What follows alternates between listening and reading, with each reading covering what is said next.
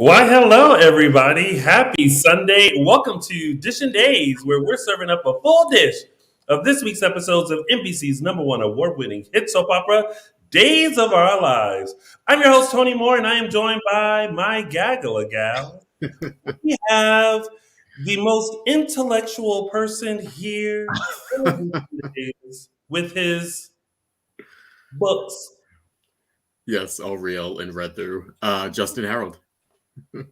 And we have drenched in what looks like flowers with the curly Yes. hair. We have Hello, everybody. I'm Araceli. This is I didn't have any time to do my hair today, so this is what my hair looks like. and this is I didn't have time to do my hair either, so that's where a hat always comes into play. Thank you guys so much for tuning in. We are also celebrating this week 7 years of Dishin Yes. Days. That's right. February 8th, 2015, we began Yay. our journey into what has led us to today. So thank you guys so much for sticking it out for 7 years with Dishin Days. Stay tuned for some stuff maybe that's going to happen. We shall see. But in the meantime, make sure you follow us on all social media platforms. We are Dishin Days Show on Facebook, Dishin Days on Instagram, and underscore Dishin Days on the Twitter. The @ is currently about to be on hiatus due to the Winter Olympics. And if you're listening to us on your favorite podcast, you can tune into Apple Podcasts, Google Podcasts, Spotify, and iHeartRadio to take Dishin Days wherever you may be traveling to. Also, make sure you subscribe to our YouTube channel, Dishin Days. If you're watching us live or watching us later, go ahead and click the subscribe button, hit the bell notification so that way you will always know when we are going live. And also buy merch. We're trying to figure out some new merch ideas. So working on that. So in the meantime, buy the other merch. Oh my God, I'm sweating like a whore in church. There we go. All right, all better now. And also, make sure you go over and support our former co-host and my chocolate twin, James Lott Jr. over on JLJ Media, who's giving you a full fix of all of your soap opera dramas. Tune into his creative, produced by, directed by, starring audio dramas over on JLJ Media. And if you are a lover of all soaps, make sure you tune into The Bold and the Beautiful, General Hospital, and Young and the Restless recaps. I almost said like breakdowns. I don't know why. Yeah.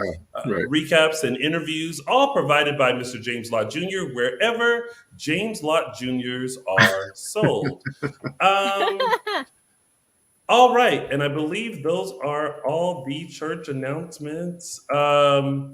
And of course, because we are celebrating our 7 years of Dishin Days here, we want to hear from you.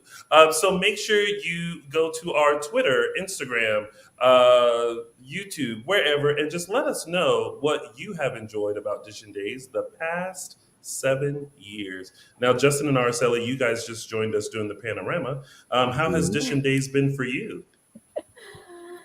Go ahead, Araceli. It kind of brought me out of,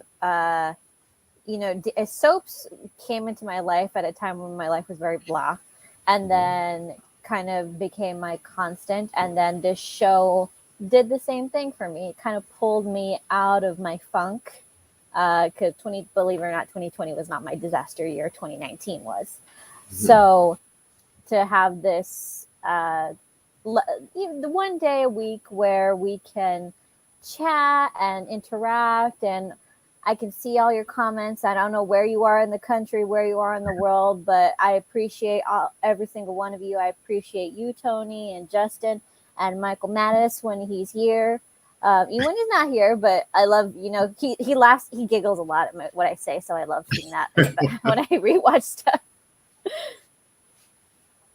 Justin? Yeah, it's been great for me. It's allowed me to sort of be creative in a different way than I'm used to being. It's allowed me to connect with various different people who I wouldn't have, and open me up to new experiences, which has been great. It's also been great to connect to Days in this way. Before it was just sort of growing up on Lord, on I days tell and you what, watching it, and maybe. Oh, sorry. I'm gonna tell you what you haven't been blessed with this whole time is good Wi-Fi. I know it's weirdly messing up today. I don't know why. Maybe it's the heat or something. Yeah. But yeah, so it's opened me up, which has been great in connecting to Days fans and talking with them about it. Before I used to do that sort of on message boards, and that was the camaraderie there. So it's been really great. It's been great to be here with you guys, and yeah, I've enjoyed it. Nice. Well, I will save my thoughts for later on in the show because the person who created the show and who's been here for 7 years doing it, minus a couple of months where I took some time off, I'll just save it for later. Hello, James Lott Jr., one of our Hey. co-hosts. Before we start Dishin Days, I would like to address something. And this will go to specifically Mr. Kenneth Lynch. Oh. Kenneth, oh Kenneth, you have messaged us on Instagram. You have messaged us on Twitter. You are now in the chat room stirring the pot. Let me clarify things for you since me replying to your trillion posts on Instagram wasn't enough. We do not know anything about anyone on days. I would greatly appreciate it if you would stop coming in here and saying stuff that we don't know whether it's true or not. There has not been a report on Soap Opera Digest or any other soap blog pertaining to what you are asking about, digging for, and continuously asking.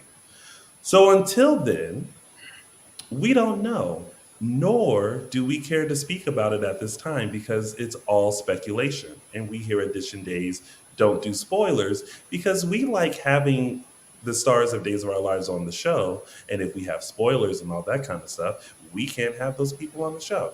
So, Kenneth Lynch, I see you, I hear you, I don't know. Now, please stop. This announcement brought to you by the kind folks here at Dishin Days. All right, now. Sorry, it's just been. I don't know if you guys have noticed. Yeah, It's I just. It's just. definitely noticed. I It's mean, just it's continuous. well, and it's not just on our soap. I'm seeing it everywhere. Everybody wants to jump the gun. Everybody wants to chit chat about behind the scenes stuff, to which they have no personal knowledge and no reputable sources. Yeah, and I actually tried to look it up and looked at Same here, Instagrams and yeah. stuff to see what the tea was, and like I don't see anything. You know, I'm hearing all kinds of stuff, and I don't know whether it's true or not. We know that Days does film very far in advance, but we never know what's going on. We actually don't even like look up spoilers and stuff because Mm. when we talk about the show, we want to do it very authentically and not have opinions based on what we see and then what we may know that's happening in the future. So we want to keep it like, hey, let's come in every Sunday and just talk about what happened this week. I don't want to know what's going to happen after the hiatus. I don't want to know what's going to happen in March. I don't want to know what they're filming currently. I want to be surprised and I want to like take the journey and I don't want to disrespect the people who are putting in the hard work to give us these storylines in the future to spoil it before we even get there because now you're not going to pay attention to Mhm. this because you're looking forward to that. Mm-hmm. Yeah. So there And you as go. and as true soap fans know, there are always going to be peaks and valleys, and that's why we're so appreciative that Days has been on so long. That Days has such a large canvas to work with, and we go through peaks and valleys, and we stick with the show so that when we get a valley, even if it's a really long one, we know that there's a peak coming up. Unlike that terrible Game of Thrones ending, which I wish I hadn't invested in. Yeah. So there's that. And now, everyone, it is now officially time to start Dishin Days. Dishin days. Days. It's always Araceli. We're gonna blame it Why on the is it Wi-Fi. It's not always me. It is. Okay, because it's very much like Justin and I are always kind of like a second or beat behind each other, and then like well into the chorus comes Araceli. Thank you for the Great Girl Scout chorus. cookies. Oh, good. Oh, I got to love order. You didn't. Dun, dun, set it Is and that too forget it. late? Oh, damn. No, I ordered mine. They're already here. I've Oh, already they had are? 4. Yeah, that. Fantastic. yeah. Okay, I'm going to order yeah. today. Let me write it down somewhere so I remember. Lord, we at that age where you got to write down stuff. It's Girl Scout cookie time, honey. You don't want to miss that. Yeah. I'm sorry. We got some other things. It was Tony Shonda, who's to no. blame. Dolores. Thank you. Tony, Thank it you. was Justin, not Araceli. Okay. I think was it the depends first on the one thing. today. I What love are you you all talking so about? much. Oh, You I- tried it. Mm-mm. Watch right, this y'all. over and correct your comment, please. All right, let's kick off with our first storyline here, which is Abigail, Xander, Gwen, Kristen, Sarah, Chad, Kate, Steve, and Kayla. First, let's break this down. Let's start with Xander and Gwen. Can we talk about this proposal? Oh, Lord have mercy. Yeah. I don't like what they're doing with them. There is no woman in the world who would accept a ring that a man had previously put on another woman's finger. Right. Exactly. Yeah. I mean, it's all kinds of this. There was all kinds of wrong going on in that proposal scene, but that was like, man, that was a whole nother level of stupid. Yeah, even taking out the Sarah guilt and what Gwen's doing, it would have, it was awkward and sort of strange as it was with the ring and him sort of doing, it seemed like he kind of just was like on a hunch or on a whim, was like, let me jump out of bed naked and propose to you. And yeah. We're not. Wait, we're not where going did that comment go? That was funny. John Del Rey. Oh, there it is. Yeah. the top. Should she have accepted it? She was wearing Sarah's mask. Oh, Tacky, what do you want from Xander? Yeah, I agree. tacky. Like, so here's the the word. thing. When the proposal happened, I thought maybe it was something that was better planned, but it really seemed like something that was more spare the moment. Like, oh, I'm going to ask her to marry me, and like there was no ring, there was no, and so when Gwen said no, I was like, rightfully so. Like, this isn't like a proper proposal. This is like post sex, both of y'all naked, you're on a high, and I'm sorry, I never should say sex. Making love, post making love, post making love, and now like you're gonna ask, and then I like that she said no, but then she said yes, and I'm like, it must be part of the storyline because she's gonna say yes, and then with all her secrets, It's just there was just ways to make this not so icky. Eek. Mm-hmm. Yeah, it's like every part of that was cringeworthy. And the thing is that Xander and Gwen do have such great chemistry, and they do have so much in common that it didn't have to be this way. Yeah. There could have been ways for them to for it to be really sincere and really beautiful, but every part of this was just so eek. Ugh. Yeah, and it's so coming off of the heels of the Sarah stuff too, to where it seems like it sort of seems like Gwen's a little bit of a consolation prize here, where before sort of Sarah came back around, she wasn't. So now it's like give it a breather here, like let the Sarah stuff like clear away and like you two go on with your relationship and propose later, but Mm-hmm. it just seemed like an act of like desperation from Xander. Yeah. But what desperation though? You know what? It was okay. Sarah really doesn't want Yeah, me. that's what I'm I'm saying. gonna move Yeah, on, exactly. and Yeah, now I got Gwen. yeah. Yeah, Like she's second choice or something. Yeah, yeah. Like nobody wants to be second fiddle. yeah. I mean, it wasn't even subtle. Oh, let me get Sarah's ring for you. Yeah. And Gwen is like, the Yeah, I don't want that lady ring. and Now Xander's that not being usually like that daft or out of it. Like to know you don't give a woman a recycled ring.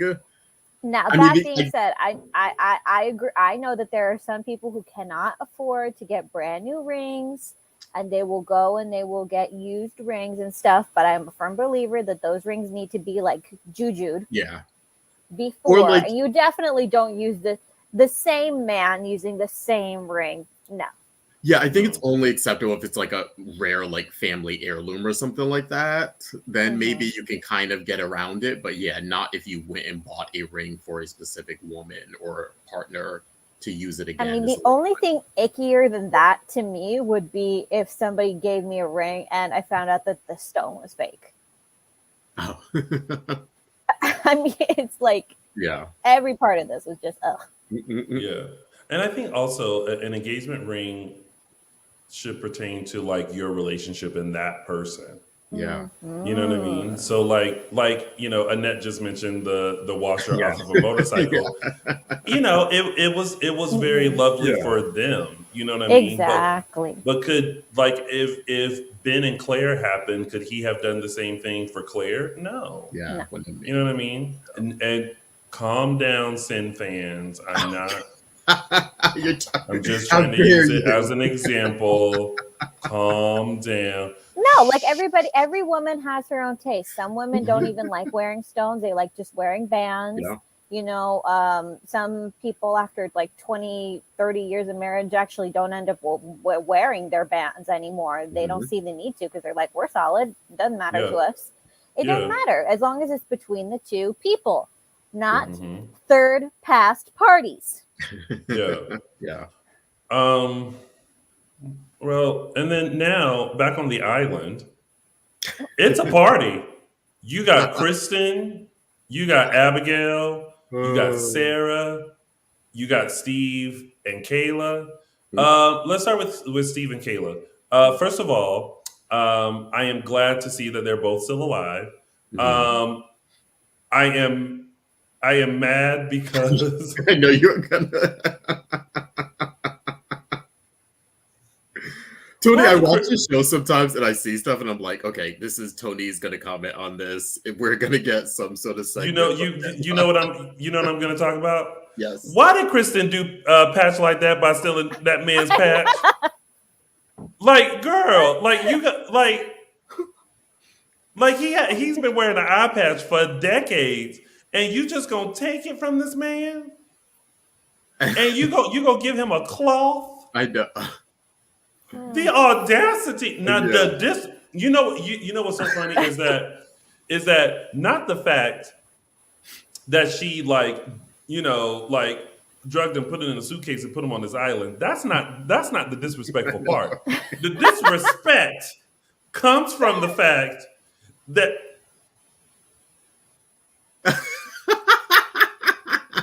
sweetness. Oh my god.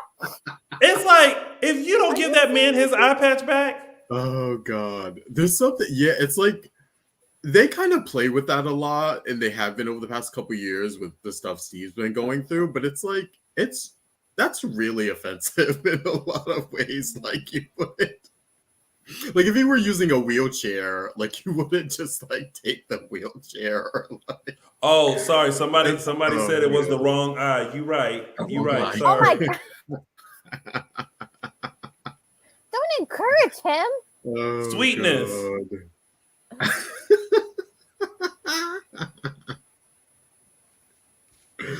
Oh god. That's it. And it That's kind just of wrong. like like the plot point of like Abigail finding it so she would look, but I was also like, okay, well, she found the driver's licenses, so like Mhm. you kind of didn't maybe need the eye patch, I guess. Like, yeah, you could have let him have his eye patch and just had her find the licenses and go from there. But But yeah, you know what though? I want Abigail to be quiet. I want Abigail. yeah, Whatever you know, keep it to yourself. Mhm. Because it's like listen. mm, I feel like Abigail's kind of like, I'm already on the island. What else is she gonna do? You know what I mean? So she's just like questioning, like, where's Sarah? Where's my aunt Kayla and Steve? Like all this stuff. But there was a mm. moment because even Kristen was like, "Oh my God, have anyone ever told you how annoying you are?" And I'm like, "She's inquisitive. We love Abigail. However, as you are putting the pieces of the puzzle together, Abigail, and just take the peach pie and say It's also less." the asking of the same question over and over. Where's Sarah? Where's Sarah? Where's Sarah? How about how is Sarah? Is she okay? Because from what we've seen, I have questions. What kind of questions do you have? Shall we go ahead and talk about Sarah? Yeah, because that to me is the big like. I'm gonna need some. I'm gonna need some answers here. What do you mean, Araceli? Well, first of all, you're right. Somebody, yeah, she probably poisoned all the food on the island. Uh-huh. Uh, it's like, who's Sarah talking about? Is this Sarah? Is she continuously being drugged, or is this the effect of the first time she was drugged? Because Sarah's acting very unlike Sarah. Put aside the fact that she thinks Kristen is her best friend for a second. Yeah. Mhm. Sarah is acting very much unlike Sarah. And I'm talking like when she first came back to Salem. This girl had spunk. This girl had attitude. What was she doing? Like twirling like she was like a baby ballerina? That I literally saw that and was like,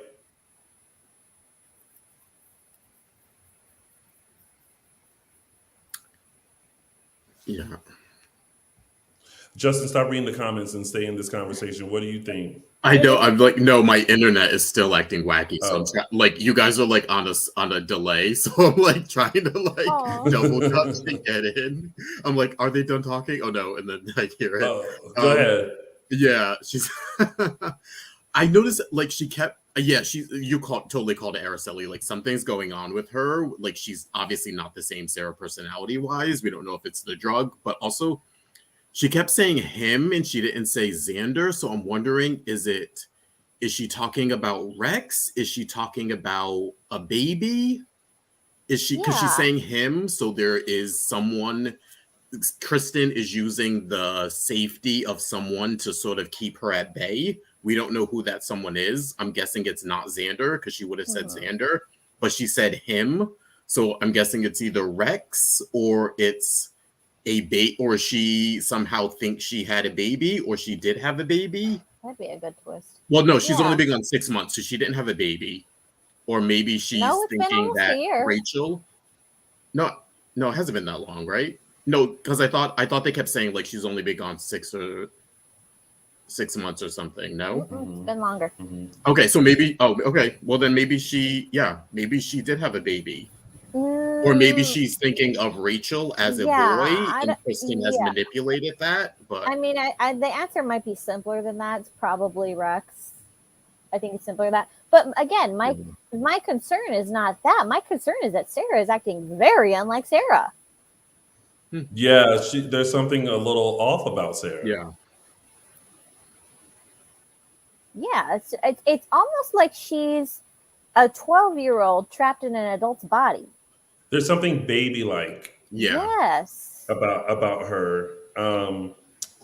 I noticed that too. Like she seems very trustworthy of Kristen, which makes me wonder if like, if she remembers how deviant Kristen was. Like there's something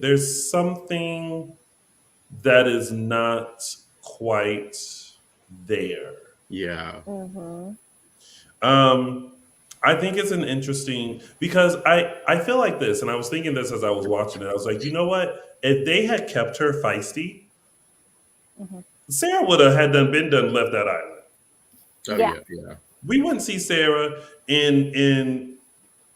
I don't want to make fun of the hair. I like her hair. I kind of like it. Yeah. I like it for like this though, for this storyline, her being sort of held captive. I like the idea that, of course, she would have longer hair now, or Yes, like it's you just think it looks too fake, or no, it's just kind of like I don't know. You kind of like she turned around and there were two thoughts. It was like, oh, good, Sarah, and then it was like, that hair though. yeah. I like her hair. Yeah. It is it okay. Totally It's one my of the gosh. with this hair. is it okay? Like I don't hate it, Yes, right? thank you, Green Cat. Yes, that's exactly. She has island hair. I don't hate it. I'm not sure if I'm like in love with it. Like I love the pixie, right? Yeah, it looks With great the- on. Yeah, it looks really good on her. This It's is like a probably Halle 'cause Berry she's thing on where the island, because it's impossible, unless you're born with it, to have straight hair in humid weather. This is what it is. It's yes, it's nice. Yeah. It does just catch you off guard. It's Yeah. kind of like, huh, hmm. Yeah. What we going for, girl? You know, it's that. It's that. It's very that. George, was it a lace front? Maybe. You know, I understand that the hair has to be longer, but it's still just like a choices. now that we're talking about it, I'm thinking, is the hair like a characteristic of the personality? Is it like, are we, because remember we were just talking about there's something off with her, there's like a regression there, like It's probably she's 'cause acting she's sort on of an childlike.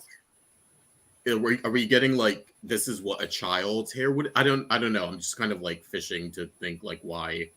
I mean, obviously we know her hair would be longer because she's stuck there, but I don't know. Maybe it's a character trait of like, you know, say this is the hair of the Sarah who we are seeing. Or, I don't know how to explain it, but yeah. It's because she's on an island. This is what island hair looks like.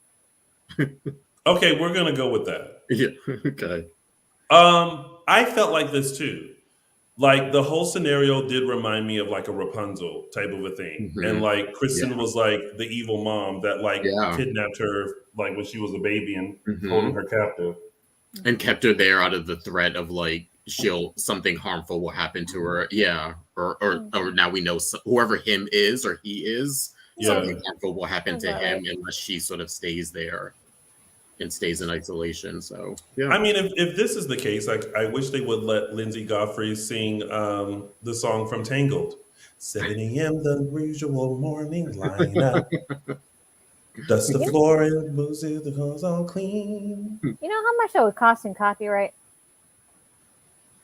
I mean, someone at Days can like come up with a right a parody of fake, yeah. But I didn't think she was off until like later on, because in the beginning she was just like, ugh, I've read this book. Like I was like, oh, it's Sarah, and then there are times. Did she twirl before or after the peach pie? Wait, what? Did she twirl before or after the peach pie? It was after, right?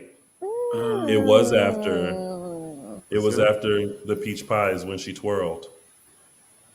This is another question that we have is like, is this the residual effects of when she was first drugged and brought to the island, or is she continuously being drugged? Yeah. Yeah, I kind of thought something was with the peach pie too, especially later with the Abigail scene. Kristen just seemed a little too. She wasn't pushy about the pie, but she was all like, I bought you pie. It was kind of like, Well, I because don't know about that. first of all, peach is a very like odd flavor to ask Yeah. to offer. Like it's usually like apple, right? And I don't know if someone is just coming from like I don't know being like shoved in a like duffel bag and like flown halfway across the world. You would think that like instead of a peach pie, that I don't know there'd be an offer of like a sandwich Yeah. with some chips. I also love that like this this island house is just sort of like Kristen made a note to mention there's no servants, so it's sort of I think she's sort of like, listen, there's food in the kitchen, like we make our own meals here kind of a thing. Like, you're not going anywhere, there are no servants, there's no one who's gonna, like she's not locking her up. Now I want to see the rest of this house. Yeah. Interesting. It looks nice. It looks very beachy. You know what it looks like? It gives the vibe of like the old Demira mansion before the renovation, mixed with like an island breeze. Oh yeah, and with the the doors in the Mhm. back. Yeah. It's probably because Stefano designed it. Oh, Dolores caught something. She said Kristen drank the drink she offered Abigail, but she did not eat the pie. Oh. Huh. Well, anime, this is one point where you don't eat the pie or the cake, apparently. Um, okay, well, and then Chad and Kate. Chad has finally put the pieces of the puzzle together. Kate has now like hipped into like, listen, I know that sounds far fetched. Even I still can't believe it, and it happened to me. So now they are in action. They are like, we got to find Abigail. So, oh Lord, is everybody going to end up on this island? I Probably. love the Kate and Chad scenes. I like how they sometimes play with Kate in regards to how she feels about Abigail. Like sometimes she's like close to her, like especially during I think the Andre years. Like it was sort of like a Kate and Andre and Abigail and Chad were sort of together a lot. And then other times she's just kind of dismissive of her. So I think it's funny. She kind of goes on and off with how she feels about Abigail. But when she was like, oh, I'm here, I'll do anything for you and Abigail, I was kind of like, oh, well, maybe Chad, but not Abigail. Well, I think it's because the one time that she didn't back at Abigail and she backed to Gabi instead, that backfired on her really badly. When was that? What time? Remember when Kate knew that Abigail hadn't splintered and Gabi was manipulating the situation to have Abigail committed when she was pregnant with Charlotte? And Kate knew the whole time that nothing was wrong with Abigail, but she kept quiet. And Chad pretty nearly cut Kate out of his life completely. Yeah. So I think from that point on, she was never going to make that mistake again. I do like. There's something about the Chad and Kate like pairing and how they play off of each other. Yeah, that's really fun to see. I'm glad that she's going with him. Yeah. Just everybody's gonna be on the island. Yes. Yeah. They look amazing. Green Cat said the island should be a spinoff. Island of Our Lives. All right, so that's pretty much it with that storyline, right? I think so. Yeah. Now let's move on to the next storyline. Nancy, Craig, Chloe, Brady, Roman. All right, so I know you have thoughts, Tony. Let's not start with mine. Let's start with someone else's. What do we think? Because, Chloe kind of pushed Craig to confess. It took a little bit, but now Nancy knows that it was with another man. How do we think? How do we feel about the development of this storyline? I'm liking it so far. I'm still interested. I will admit the sort of confession I wasn't that enthused about. I didn't like, and maybe this will come out, in the future, or there'll be some sort of wrinkle there. But I kind of was a little put off by the whole when she asked him if he'd been with men before, and he was like, "Oh yeah, in college," and so that was kind of a surprise. I thought they were going with the whole this is a first experience for him, as opposed to him having an experience like that in his younger years and then sort of suppressing it. So it's a little different than I thought the storyline would initially go at this point, but I'm still interested in it. Araceli? Yeah. I felt very unsatisfied with how Craig explained himself. It felt like he wasn't, how do I say this?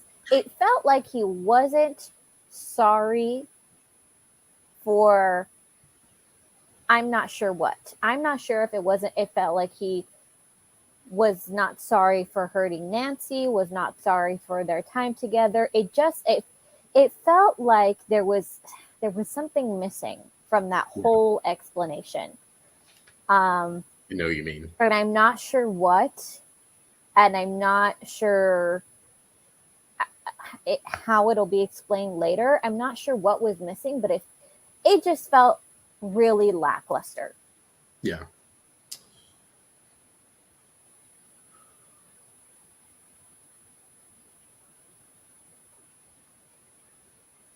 I'm actually in a better place than I was before. I'll be honest with it. Oh, with this story. Yeah. I do wish there was like this nice moment where Nancy kind of calmed down and just allowed Craig to speak. Yeah. We kind of got that moment in the Salem Inn where he was saying that like he was suppressing these feelings. And he just so happened to come across this guy that, suddenly things made sense.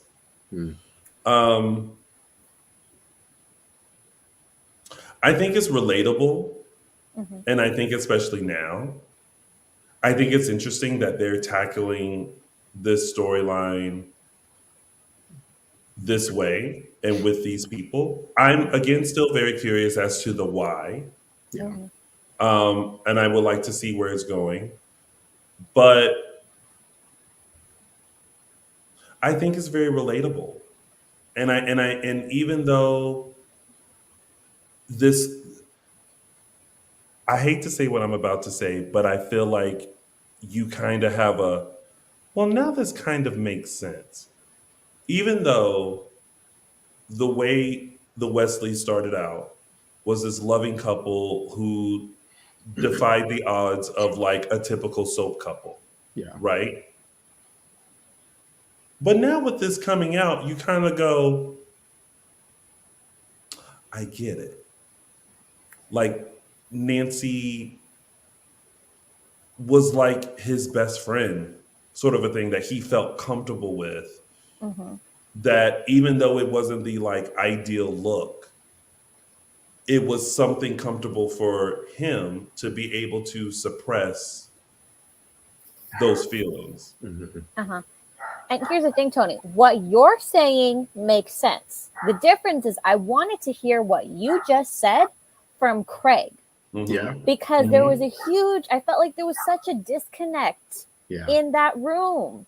I felt like there more needed to be said and he wasn't saying it. I'm not sure if it was because he didn't want to hurt her anymore or he didn't know how to properly articulate it. But I feel like, Tony, what you just said is what I wanted to hear from Craig. Yeah. I feel like we got from that scene, we got a lot of like Nancy's anger, or like the point of the scene was like to get her reaction, where I felt like it was more interesting to hear more of Craig then, and hopefully we'll get that in coming scenes with them. But I felt like it was also really short. I feel like they could have taken that whole scene and expanded it and added about 5 or 10 more minutes of the show to it, and just had him sort of like lay everything out on the line and have like back and forth. It would just, it was not well articulated. I really don't think it was well articulated. Yeah. And listen, who's this? Jacarius. I felt the same way last week. I really did. You guys know, that I was like, why? Why are they doing this? But now I see, you know what I mean? Like, this isn't someone, this is someone who knew in the back of their mind that they had these feelings, but really suppressed them because, like someone said earlier, Craig is a part of the generation that wasn't allowed to be as open and as free with their identity as kids are now. You know what I mean? Like, wouldn't dare be like Sassy Tony in middle school in South Carolina. You know what I mean? Yeah. I mean, even though I was, but everybody else was on a need to know basis. And even still now, I feel like, because I come from a certain generation, I feel comfortable in my skin, but I still feel like it's not one of the things that I want to lead with. You know what I mean? So I get it. This is, we've been very like, we need more gay representation. Why did you take the gays away? Well, now we have a different angle. I just hope and pray that it continues to intrigue us. And it's not like, because now I want to see the boyfriend. Now I want to see what the effects of it. Now I just want to see what happens because of this. I just need a deeper explanation of his love for Nancy, because I know that he still loves Nancy. Yeah. But I feel like he didn't say it there in that room. He didn't articulate that Nancy, what a big part of Nancy, of his life Nancy was to him. It wasn't well articulated. If I had been in that situation in that room, I think I would have lost my head, not just because of the situation, but because of how poorly it was articulated. And I don't know if that was because Chloe was like pushing him, just tell her, because I'm not going to keep your secret for you. I need more. When we get back from the Olympic hiatus, I need more from this. Yeah. I also think, I think we need more. Also think a lot of the comments I've been seeing, just outside of course, the silly homophobic ones, but just the ones that are sort of like, oh, this sort of invalidates the relationship. And I think what I hope from this storyline is people understand the complexities of sexuality and being quote unquote in love with someone and what that means, especially for someone who's like struggling with that or suppressing it. And that it doesn't mean that like Craig didn't love Nancy.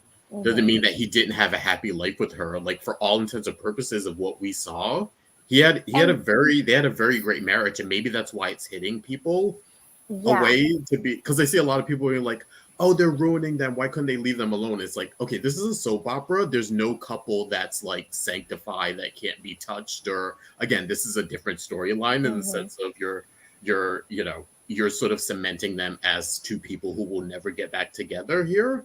But no couple is perfect. No couple is sort of untouchable. And so, I hope we dig deep into that. So at least with, I don't know, sort of exploring this story, there's kind of understand that a little better.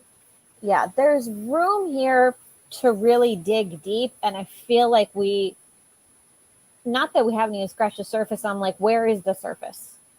Like I'm only seeing surface right now, and I don't. That's the part of it that I don't like. Yeah. I mean, I think we even saw that there was a struggle to identify himself. I think Craig is going with I'm gay just because it's like I'm with a man. Yeah. But I honestly feel like he had love for Nancy. Mhm. There's just something that has been missing from his life for decades Yep. that Nancy couldn't provide. And don't y'all dare put your minds in the gutter when I say that. But there was just something Yeah. that made him feel a certain way when he was with this man. Yeah. Yeah. Sometimes you can't describe it. Hmm. Sometimes you don't know what it is, but it hits you like a ton of bricks, and you're just trying to navigate through that. Yeah. So I also think some people just see, that's why I hope this gets more in depth, because I think a lot of people come from the idea of like Craig's like a mustache twirling villain who's like set this whole plan in motion. Like, I'm going to stay in the closet, so I'm going to marry a woman who looks like this, and we're going to have kids, and we're going to create the perfect family, and I'm going to trick her. And, you know what I mean? It's like they're coming from it from that standpoint. And I hope that people understand that's not the motivation here of someone who's in the closet or suppressing their feelings. It's not about like tricking someone or, going this deep, quote unquote, undercover for, societal norms kind of thing. Like it seems like he's figuring this out too. And just yeah, because he had the experiences with men in college doesn't mean he figured it out back then. It could have been something he thought, I'm experimenting, or this is a tryst and I had my fun here, but I want my life to be quote unquote heterosexual. And yeah. I just wasn't feeling that conversation. Yeah. I felt like I felt like Nancy could have calmed down sooner, Yeah. so that we could have like a beautiful moment of just Craig explaining, his feelings and what he's going through. He was just doing such a poor job. Like Nancy didn't have to calm down for that to happen. He could have taken the reins. He could have taken hold of the conversation. Could have done a million different things. But you have to realize any kind of conversation like that is going to be a hard one. And so, of course, it's going to be hard. I expect it to be hard. If anything, I wanted it to be more difficult, because then it would have gotten more emotion out of it. I wasn't feeling it. But as much as you want him to take control of the conversation, you have to also realize that by taking control of the situation, almost maybe would have made Nancy feel like her feelings were invalid.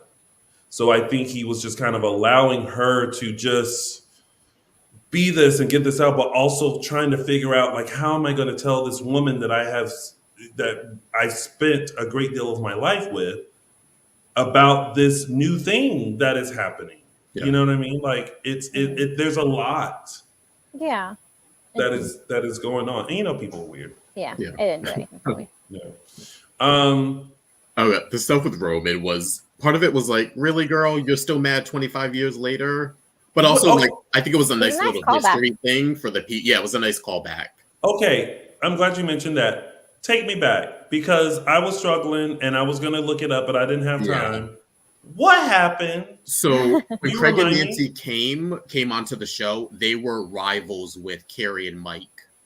Oh, yes. Yeah. Because with Craig trying to be chief of staff, but Mike Horton and all that. And they were how was Carrie back then? Because Carrie was with Mike, and she at the time she was, I think they were just friends, but they were moving toward a relationship. And I want to say Nancy may have had something to do with Carrie and Mike, because Carrie technically was married when she was with Mike, even though Austin ran off, whatever. But I think, if I remember correctly, I think Nancy had something to do with that coming out. And that was a way for them to like get at Mike and Carrie and seize the chief of staff job. That's right. Yeah. I do remember all that. Ooh, Mike Horton. It seemed funny though. Like I was like, Roman, they were on the show like 15 years after all that stuff happened. Like it would just seem, I mean, I get it because of the callback, but it just seemed weird that he would like randomly be mad at them. I mean, listen, all the stunts and shows and shenanigans that have happened in Salem, like y'all shouldn't be talking to anybody at this point. Mm-hmm.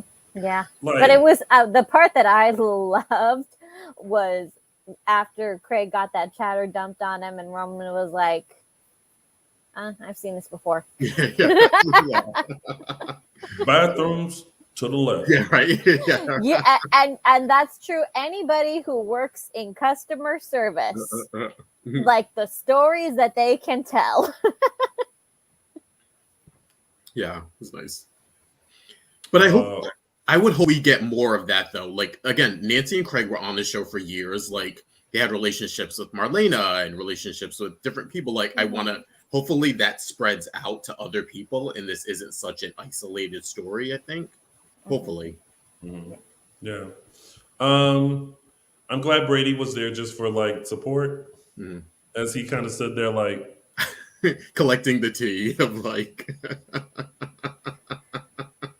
And again, the person who I feel brought the most emotion 2 weeks in a row, Miss Nadia Bjorlin, Chloe, really, she didn't even have to say much. It was all on her face.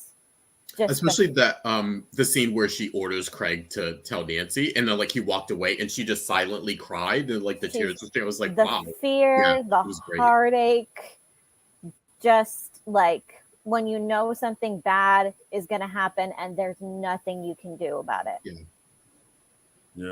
Yeah, Nadia's been kicking ass. Yeah, she has. She's amazing. All right, so that is it with that storyline. Let's move on to JoDevil, Gabi, Jake, Maggie, Sierra, Ben, Julie, and Ava. Let's break this down and start with Sierra, Ben, and Julie, and JoDevil.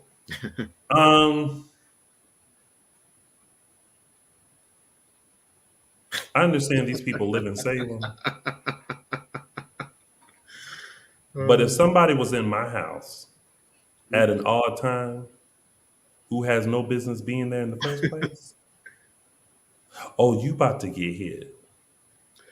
No, what's funny is when he was there, it took me out for a second when she came in and was like, "What are you doing here?"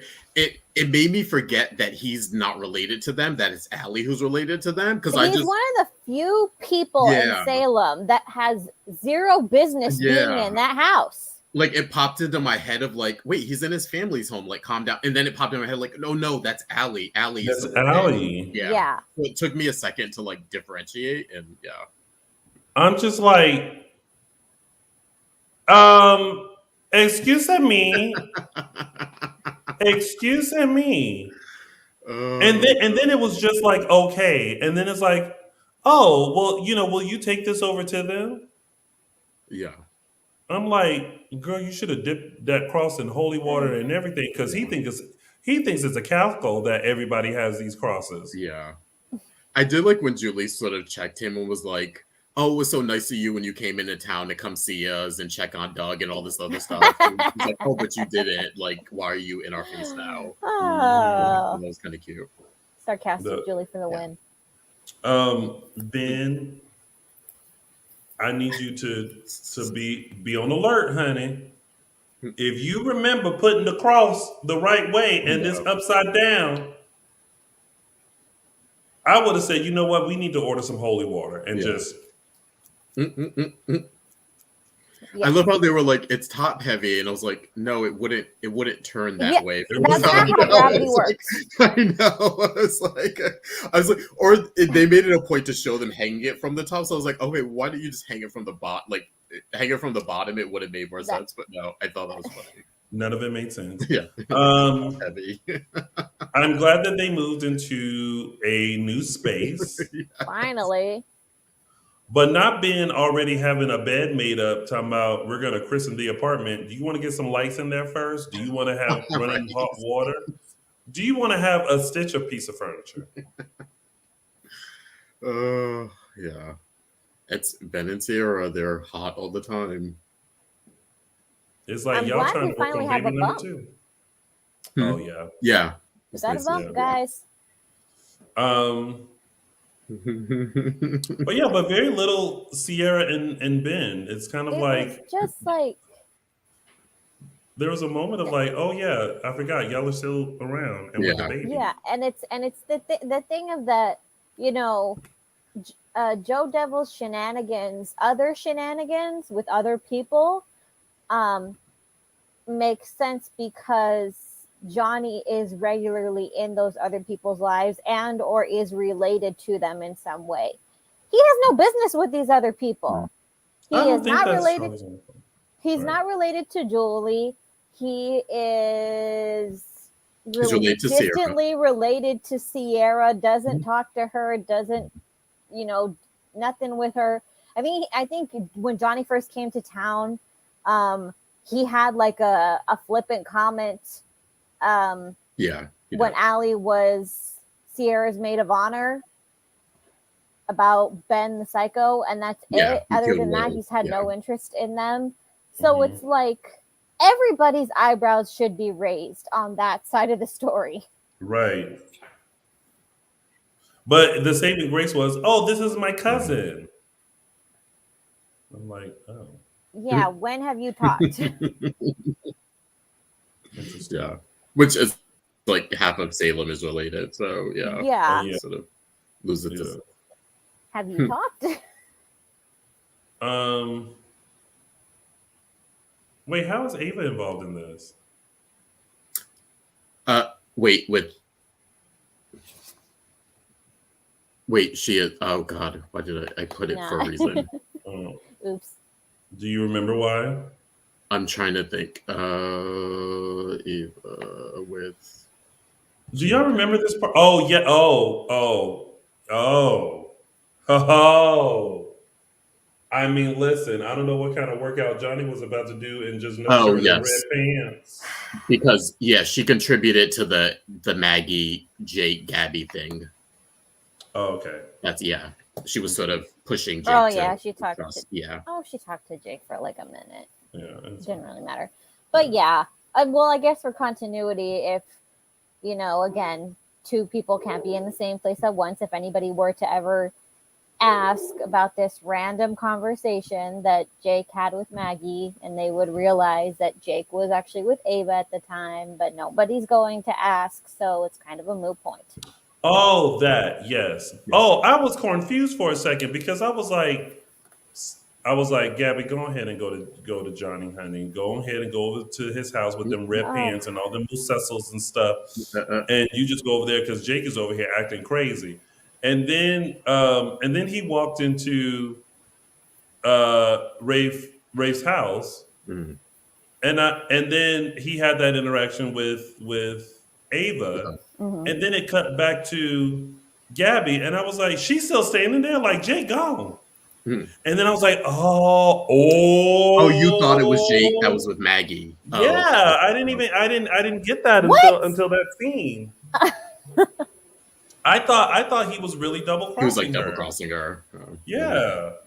Which I mean is not that far off. Like it's far because we know, but it's not that far off because a few weeks ago, remember they were sort of going back and forth with who was gonna do what in terms of running Titan. About like I want to run Titan, no, I want to run Titan. So it's not. We know it's JoDevil, but it's also not so far fetched that it doesn't make sense that Gabi would fall for it either. Well, she falling for it. Yeah. You know what? At this point, I just really wish they would go ahead and give them something to run, because they've been chasing this dream for like ever. Like, just give them a company. Like, why won't they just start their own? Also, this plot's getting a little convoluted. I'm not understanding. I don't understand the reason why they want to be CEOs. I don't get the Victor on the Demira board, and then the idea is that each of them runs opposite companies. Well, why would Victor want her running Titan if she's in bed with Jake, who's running Demira? He wouldn't. That's what I'm not understanding. That he wouldn't. Victor, if you remember in that first scene where Gabi and Jake pitched it to them, Victor kind of had his look in his eye, and he literally said, like shooting fish in a barrel. That was his plan all along. That was the reason he entertained their conversation. He has no interest in following through on any of these promises. He just wants to get on the board. Once that happens, I have no doubt he wants to cut them both loose. Pause for a second. Annette, the person who played Stefan and the person who played Jake are the same person. No, No, she means no, she means Tyler Christopher.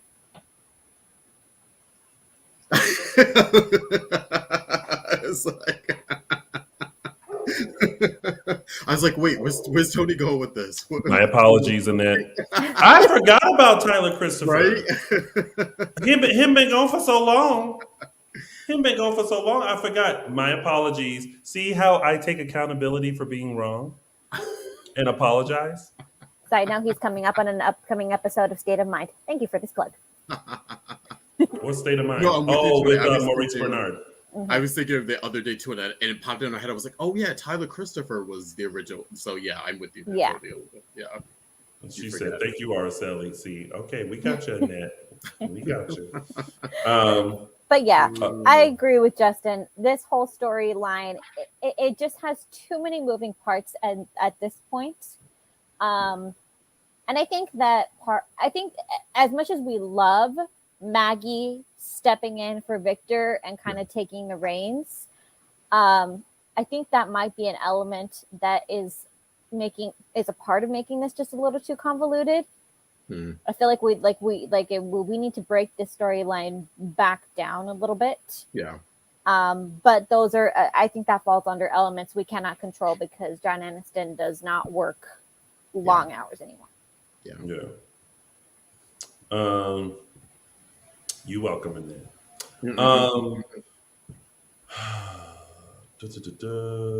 Yeah. So. Okay, so JoDevil and Gabi. Ew. Really? That's all. Ew. She babysat him. Ew. Well, I mean, You trying to act like that soap operas actually go by their actual ages. I know, but no, I know. Look, I know realistically, like Kristen also was kind of like playing mom to Brady when she was with John. We can get over that. I feel like there was a little bit more time on that. They had a good like 15, 20 year gap with that. So it wasn't like she had a hand in raising him his entire life. That's something different. But Gabi was pretty much in Johnny's life since he was a toddler. Ew. But I wouldn't say she was like a prominent fixture. I mean, she was Will's best friend, and she was, she's Ariana's mother, of course. But I mean, I'm okay with it. I think they're sort of adults now. I think they're kind of hot. I think it's the JoDevil thing that's sort of getting in the way of like wanting to either root for them or kind of be like, oh, this is manipulative. But I think they're hot together. Be interesting. Yeah. I mean, the fact that he's so pressed, honey. I'm like, calm down. You want to get together? Oh, I'm about to start a workout. Want to come over for some heavy breathing?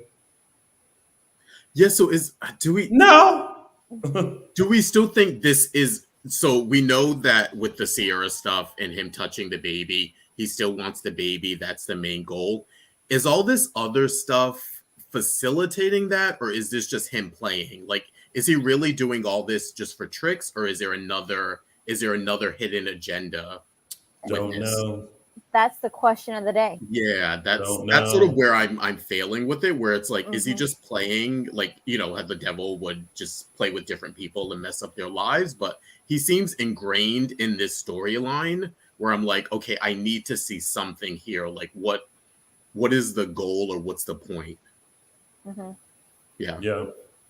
I think that's what I think there's two goals.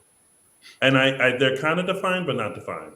I think the devil originally came back to reclaim Marlena and continue what was going on, which I guess was to wreak havoc in Salem. Mm-hmm. And I guess now he's continuing to do that. But now there's this mission with the baby, but it's unclear as to why you want that baby.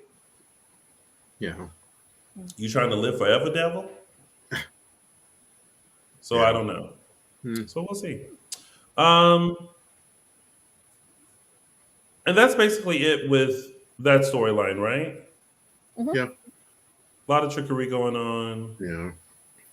Things, this stage is being set up for some things. We shall see. All right. Before we get into everything else, I just want to remind everyone to please take the time to follow us on all social media platforms. We are Dishin Days Show on Facebook, Dishin Days on Instagram, and underscore Dishin Days on Twitter. Also, please make sure you go and find our podcast on one of your favorite podcast stations, whether it's Apple Podcasts, Google Podcasts, Spotify, or iHeartRadio, or wherever else you listen to podcasts. Type in Dishin Days, like it, follow it, listen to it. If you can't watch us live, also feel free to share this among any other Days of Our Lives groups, Facebook groups. Tweet about it. Let's connect and let's build this little community. And you can do that by subscribing to our YouTube channel. That way you never miss us every Sunday at 3 p.m. Pacific Standard Time, 6 p.m. Eastern Standard Time. And yes, we will be starting at 3 p.m. now. So make sure you join us. And don't forget to buy our merch, dishindays.threadless.com. All right, let's get into some tidbits, starting with Paulina, TR, Lani, Chanel, and Allie. I will kick things off with Paulina.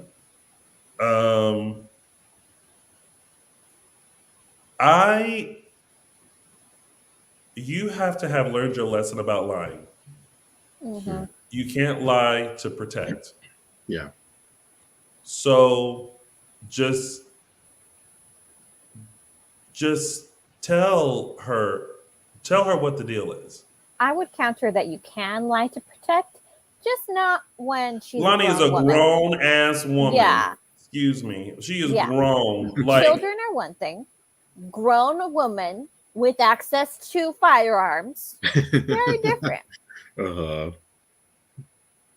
I will say I was a little surprised, or happily surprised, that, and we'll get into the confrontation, but after the confrontation, when TR left and they sort of hugged, I sort of got like the mother-daughter like protectiveness there. And I think that hug was sort of Lani, and again, we'll get her perspective in 2 weeks or whatever, but I felt like that was a little bit of like maybe acceptance or like understanding of why maybe Paulina was doing it. I'm glad that when he left, she didn't turn around and start screaming at Paulina, kind of a thing. So I'm glad that there seemed to be some sort of warmth there about the situation. So yeah. And see, I agree with Annette. I think that once everything came out about Lani and Paulina, that there should have been a really long sit down conversation. And, why, everything, I mean, which it was, but like, even now that he's in the picture, just tell her, like, he's back, so that way she's not caught off guard with this man showing up. Yeah. And welcoming him into the house. By the way, I don't know nobody who would just allow some stranger into their house like that. Like, do you know how, like, when I answer the door and it's someone I don't know, do you know how I answer it? Like this is the door, right? Hello? Yeah. Oh, okay. All right. Thank you. Yeah, I was raised to don't answer the door. Like your interaction can go through the door. Do you know what I mean? Unless I know you. No, but there's no like opening the door to see who it is. It's who is it? I can recognize who you are by your voice, or I'm expecting you. Then I open the door, kind of a thing. It's very much a Pete. Oh wait. Pete. Okay. Yeah. Did I correct? Yeah. If you're one of those traveling salesmen, you're not going to get an open door from me. The blinds will stay shut. Right. The lights will go out. You can leave a card, and I'll decide if I want to contact you. Good. I will say this, though. I kind of thought of that. This sort of struck me when Paulina showed up, is that Lani left the door open. So I thought maybe that was them like giving a little bit of a hint of like, okay, I don't know this man. He's coming. I'm allowing him into the house, but I'm going to leave the door open. Yeah. I was annoyed with Chanel. Why are you telling this man your business? Oh, you don't know him. Same thing with like, we don't open the door for people we don't know. We don't tell people, random strangers, our business. Is it a secret anymore? No. But does he need to know all your business? No. I will say though, it was a bit innocuous though. It wasn't like she explained the history of it. She just said like, "Oh, you're mistaken. Lani's my sister." Like, I understand like she shouldn't have said anything, but it wasn't like she said, "Oh my God, let me tell you the whole story. My mother lied," and like she was just kind of like, "Oh, sorry, sir, you're mistaken. Lani's actually my sister." Why does he need to know any of this? Well, he said, "I met your cousin," or he said, I think he said, "I met your cousin Lani." Yeah. And she was like, "Oh no," but it had no bearing on the conversation they were having. If it doesn't have anything to do with the conversation that you're currently having, and I don't know you, why am I going to tell you this, that, and the other of my private business? Well, it started with Chanel. When he met Chanel, and Chanel was just kind of like, "Oh, you know my mom? How you know my mom? Oh, from back in the day, Lani. She ain't my cousin. She my sister." Like, she wasn't picking up on the cues. Yeah. It's like, girl, you done told this man all your business. Man, she does need a vacation. She's not picking up on anything these days. Oh, nothing. So, but it's also interesting, the whole like everyone's still roped into their contracts for this movie. That's gonna listen. If these folks are still gonna be wrapped up in this movie, that's gonna be a sucky movie because ain't nobody gonna want to be there. I know this. There are ways to get out of a contract. Yeah, I know. This was like I did like Chanel and sort of Allie standing up to him and being like, "Sue us." Like, I mean, you're really gonna make us make? Also, no producer wants someone part of their movie that does not want to be a part of their movie. That's not something that happens in this industry. Oh hell no. Absolutely not. The worst thing you want is someone on your set who does not want to be there and despises the experience or you. No.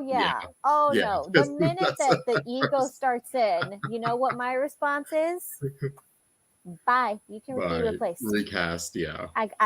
We got people like on speed dial. Like we got people waiting in the wings for your job. Yeah. But yeah, so we'll see how this plays out, this movie. Yeah. Bless it. All right, moving on to Tripp, Allie, Roman, and Ava. Show of hands. Are we for the engagement or not for the engagement? If you're for the engagement, raise your hand. The engagement of Tripp and Allie. If you're not for the engagement, raise your hand. Araceli, what are you? There's two. Okay. I guess I'm not for the engagement, but my Tripp. It's just too soon. It's too soon. Like there's nothing I feel like about their relationship right now that screams, "Let's get married." It's not. I don't think it's too soon. It's just that Allie is lying to his face. Yeah, I mean she cheated on him and she's lying to his face. And she's still having a day-to-day interaction with the person she cheated with. Yeah. Right. So on that front, I'm not into it. Because she's now becoming her mother, which is what she didn't want to be. Mm-hmm. So I don't give Allie leeway here, but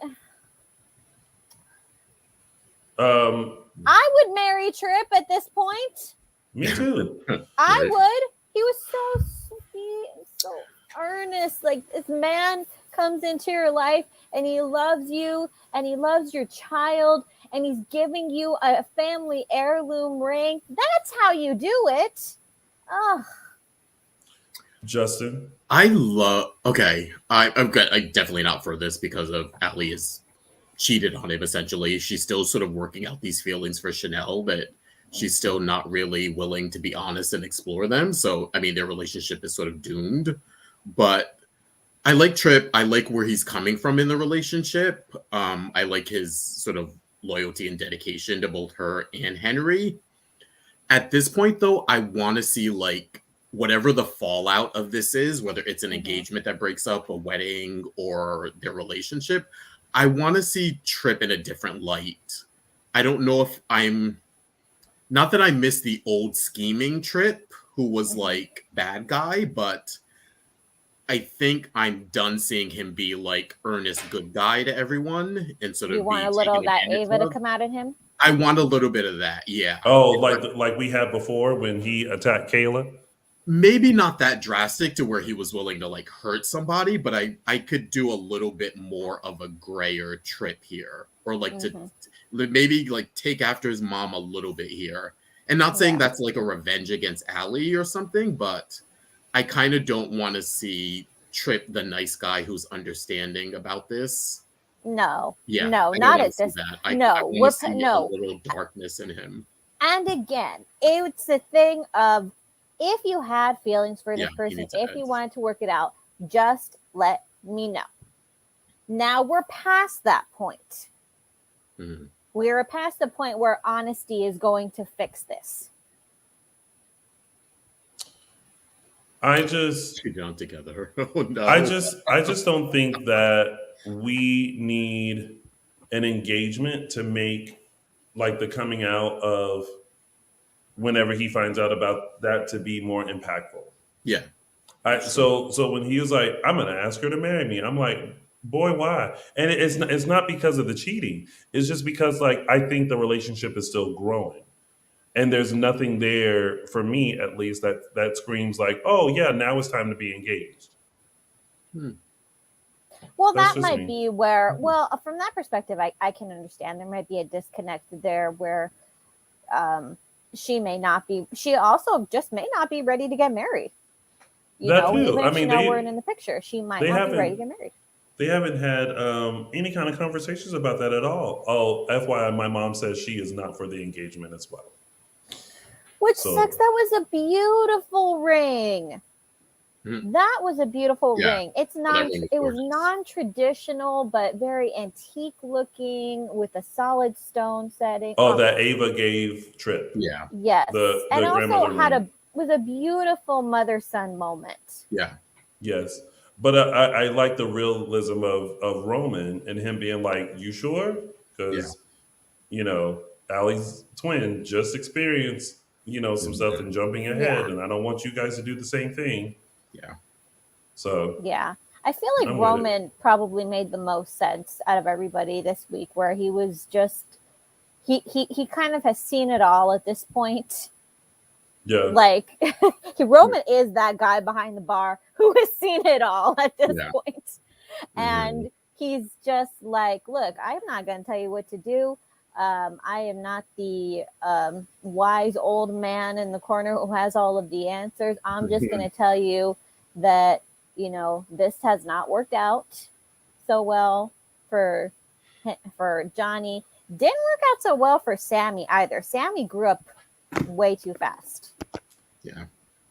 I feel like that was also I like that he referenced that to Allie and Johnny too when he said like their childhood wasn't so great with Sammy sort of caring for EJ and how that could affect it. I thought that was interesting to bring up. Like I wasn't expecting that. I wasn't expecting him to use that as sort of a talking point to Tripp. So yeah. Someone asked, has my mom ever been on the show? She has. She was on January 2020, probably like towards the end of like one of the middle of the month, towards the end of the month. She was on, her and her best friend, Kathy. The show still goes on even when family's in town. So they came in and sat and listened. All right, so that's it with that tidbit. And then Allie and Nicole. This is weird. I don't get. Nicole, stop giving advice. I was like, Nicole, girl, don't. Yeah. I was like, don't involve. Why are you telling? Why is all this like? Part of me liked it because it was like Nicole was finally like talking to someone and sort of confiding in them, and it sort of makes sense that it was Allie, but also like when she was talking, like getting Ava involved, it was like learn boundaries. The children are not your best friends. Yeah. I get that Nicole didn't raise Allie. She only knows Allie as this young girl, but she's still a young girl. Okay? She's barely an adult.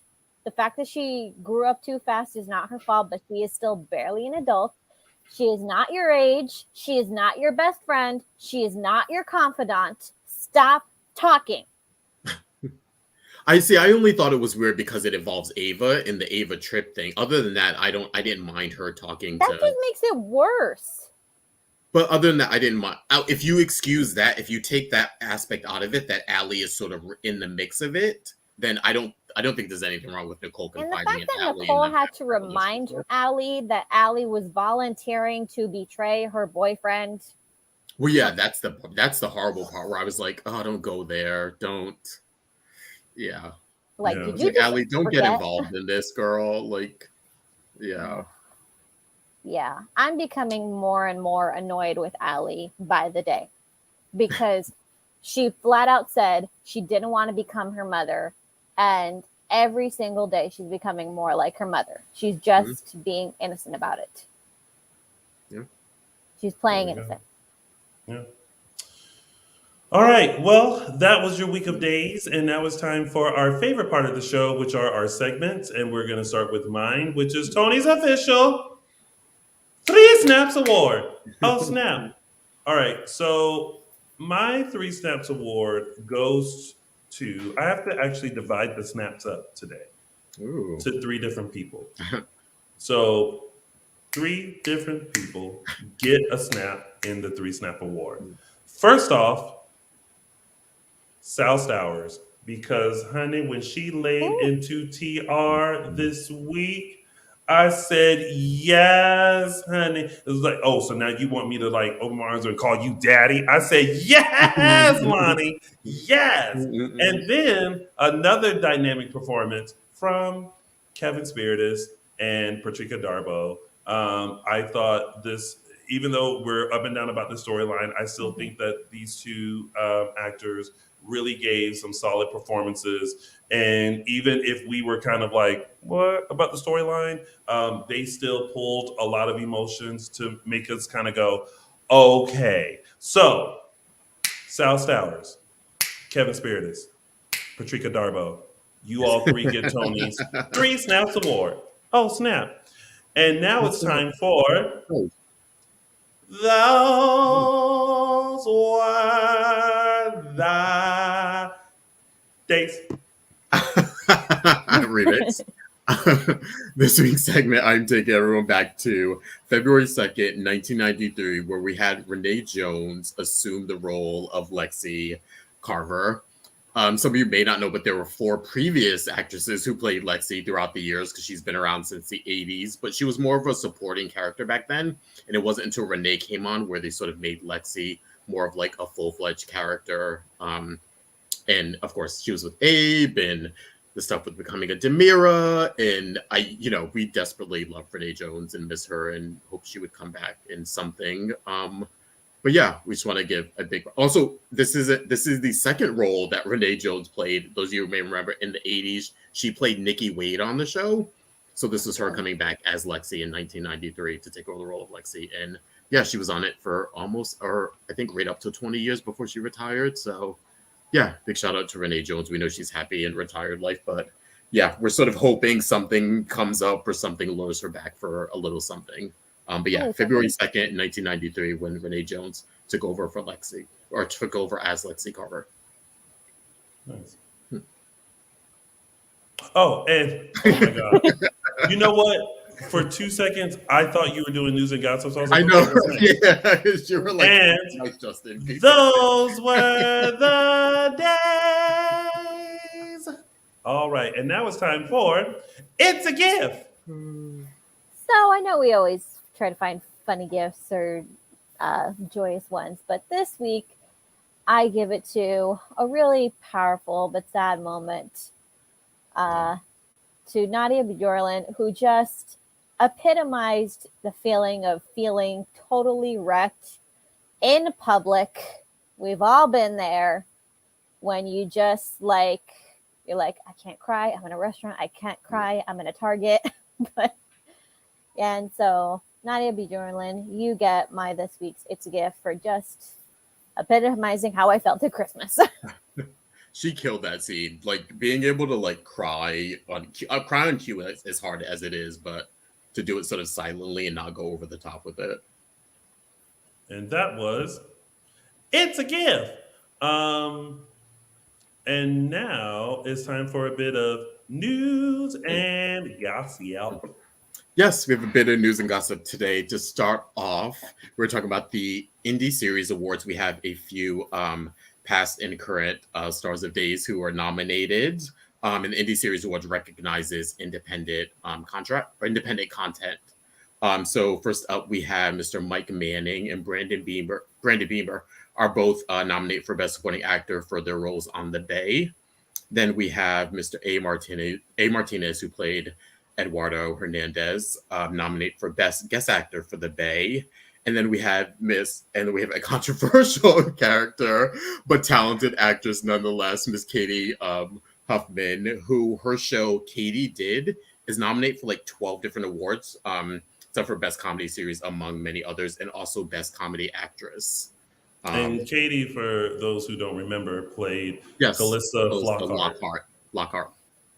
Wait, Yes. Lockhart or Flockhart? It was Lockhart was the name, but it was the play on Flockhart. Yeah. Right. Yeah. Yeah, the ceremonies take place April 7th, so we will definitely let you know if any of our days co-stars and past stars have any success there. And I too allegedly am nominated for an Indie Series Award, a part of the ensemble cast of Forever and a Day. Oh, yay! Congratulations. Congratulations to them. Yes. That was great. Yes, congratulations. Next up, we have Jensen Ackles, who many of you know played Eric Brady throughout the 90s. He, of course, went on to be on Supernatural for 800 years. That show was on. I think it ended at 12 this past year or something. But he is producing the prequel series, which is called Supernatural: The Winchesters. He's executive producing it with his wife under their production company called Chaos Machine. It's their first project. It was just picked up by the CW. So he won't be in the show physically, but he'll actually be narrating it. And of course, he's producing it. So big congratulations to him. And yeah, hopefully we'll get to see more content from him in the future. So yeah, congrats to Jensen. Next up, we have a great, lovely married couple who we really like and adore. Mr. Billy Warlock and Julie Pinson. Of course, Billy played Frankie Brady on the show, and Julie Pinson played Billy Reed, number 3. They are a real-life married couple, and I think they were both on the show briefly when Frankie came back one time and Julie was on it, or they I want to say there was it was only a couple months where they were sort of both on the show at the same time. Didn't have much interaction, which I thought would have been nice if they sort of played with them two getting together, but they are doing an interview with Aaron Locker for The Locker Room on his YouTube channel to discuss things, all things married life and soap operas, and especially their time separately and together on days. So check that out. That'll be airing this week. So yeah, The Locker Room on Aaron Locker's YouTube channel. Next up, we have a little info from Miss Lindsay Hartley, who played Ariana Hernandez on the show. This is her second. She's going to be guest starring on GH. She's taking over for Kelly Monaco for about a week's worth of episodes. Kelly had to be away from set for undisclosed reason, and Lindsay is coming in to sort of take over the role to flesh out her scenes for that week.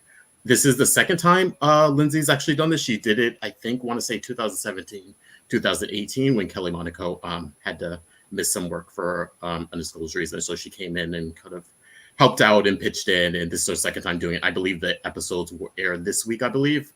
But yeah, also, can we get Lindsay Hartley a show, or can we get her back on Thank Days? you. Even I know she was already she died, but can we bring her back into something else? Like give her another character? There are a lot of people who want her like a role created for her on whatever show. I don't know why she is not doing more. I mean, she works consistently and she gets stuff, but I don't know why she, for all of her work headlining Passions and carrying that show, she should have been killed. She what? She shouldn't have been killed. Yeah, amen. That too. Like, let's resurrect her or bring her back as someone else, but let's get her back on Days. Yeah. But yeah, that was so look out for Lindsay Hartley on GH this week. And we have some new content for the Days of Our Lives YouTube channel.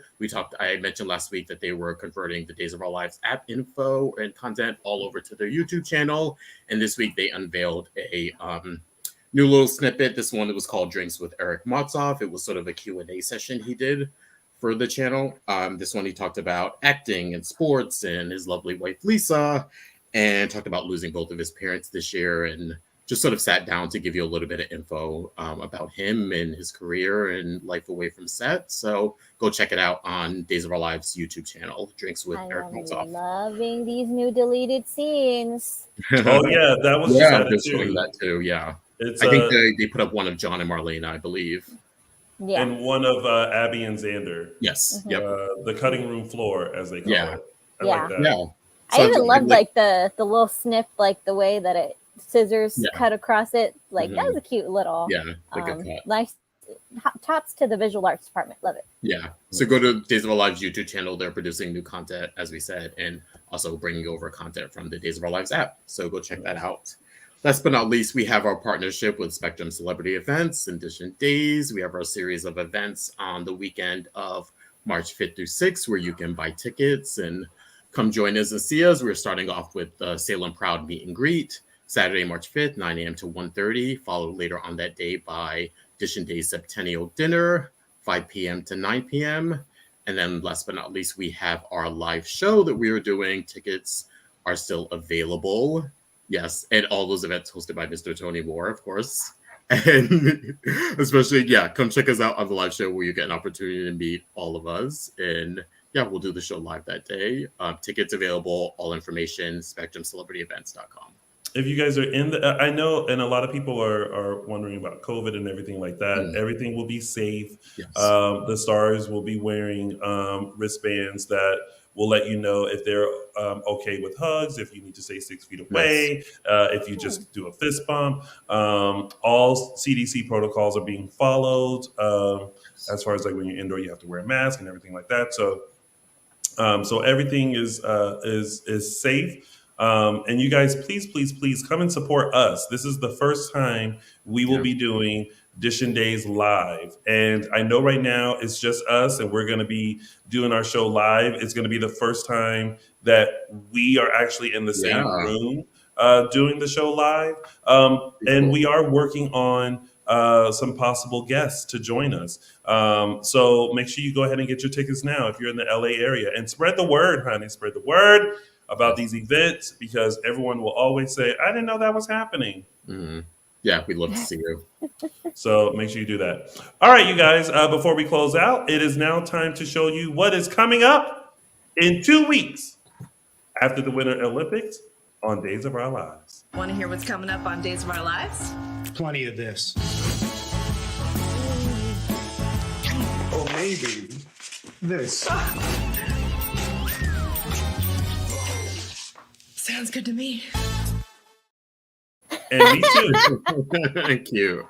So Days of Our Lives will return on February 21st, which means we will be returning to Dishin Days on 27. The 27th. Yep. So we got one show with you guys as we are here now, and then we go live in front of a studio audience. Yeah. Yes. Thank you guys so much for watching another episode of Dishin Days. I also want to take a moment to thank you all for your continued support. Dishin Days started 7 years ago on February 8th, 2015. And it was an idea that I had to recap a soap opera that because the soap opera was not featured at AfterBuzz TV, where we started from. And because I knew a lot of the cast members and everything like that, and because it was my favorite show, I thought, why not? 7 years later, after being a part of AfterBuzz for so many years, I think we were about 5 years, a pandemic, us learning how to do it remotely and learning the technology and everything like that. We still continue to bring you a full discussion and recap of Days of Our Lives every week. So thank you guys so much for your support. Please make sure that you continue to support us. Like us and follow us on all social media platforms. We say it every week, so you already know where to find us. It's very important for you guys to do that. You guys can find us also on your favorite podcast stations, and please make sure that you subscribe to our YouTube channel, and also buy some merch, please. It would be greatly appreciated. Thank you guys so much. Please tweet us, Instagram us, message us on Facebook if you want to wish us a happy 7-year anniversary. Do that. You can also maybe even send in a cute video and wish us a happy 7th anniversary. Tomorrow at 12 p.m. Pacific Standard Time, I will be going live with my chocolate clan, James Lott Jr., to discuss Dishin Days and where it originated from, how it got started, the ups, the downs, the sideways, and all in between. So if you guys want to find out all the dish on Dishin Days, tune in to my interview with James Lott Jr. live at 12 p.m. Pacific Standard Time, 3 p.m. Eastern Standard Time over on JLJ Media. And that is it. That is your show. We will be, you know what, because people are already like, when are you guys coming back? Let me go ahead and make this banner Yes. because we will be back February 27th to give you a full dish of that week's episodes of Days of Our Lives. But in the meantime, honey, we're going to take a break. Yes. For about 2 weeks and have a Sunday to ourselves. I may go live on February 8th on our Instagram, so make sure you guys look out for that. But before we go on break, Justin. Oh, Yes. Justin. Yes. You know, there are so many social media platforms that one can choose from. Which one is yours? The one that I've chosen to get on is Instagram, and you can find me at Justin Lee Hareld. And, of course, the beautiful Araceli. Where is the one social media platform out of many that our fans can interact with you? You can find me exclusively on Twitter at Tia323 Araceli. Now, you can find my whorish self on all social media platforms because I love them all at Lounging with Tony. You can also find us. We already told you where to find us, so make sure you like us and follow us on everything. Thank you guys so much for tuning in. I hope you have had a wonderful Sunday. Until February 27th, stay safe, have fun. Check out the Winter Olympics on Peacock TV and NBC. And we will be back on the 27th of February to serve up a full dish of the week's episodes of Days of Our Lives. Goodbye, everybody. Bye. Bye, everyone.